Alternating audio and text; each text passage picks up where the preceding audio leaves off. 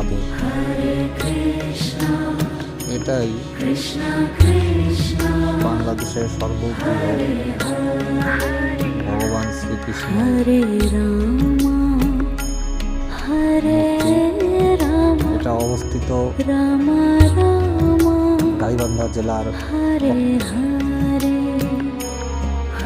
মন্দিরটির নাম হচ্ছে শ্রী রাধা গোবিন্দ কালী মন্দির।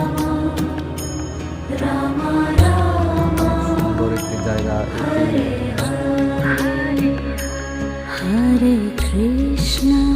আসলে যে দাদা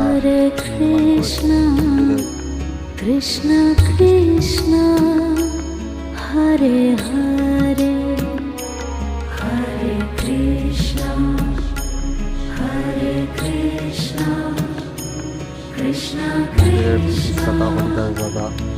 দাদা অনেক স্বপ্ন নিয়ে এই মন্দির নির্মাণ শুরু করেছেন এবং তিনি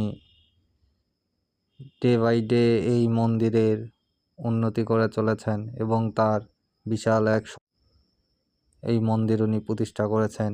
সকলেই ওনার জন্য আশীর্বাদ করবেন, উনি যেন ওনার স্বপ্ন পূরণ করতে পারেন।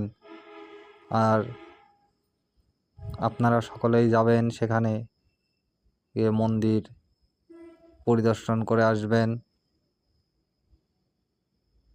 এবং এই কাজগুলো করতে যেয়ে দাদাকে বিভিন্নভাবে বিভিন্ন হুমকি ধামকির সম্মুখীন হতে হচ্ছে। আপনারা সকল সনাতনী মিলে সবাই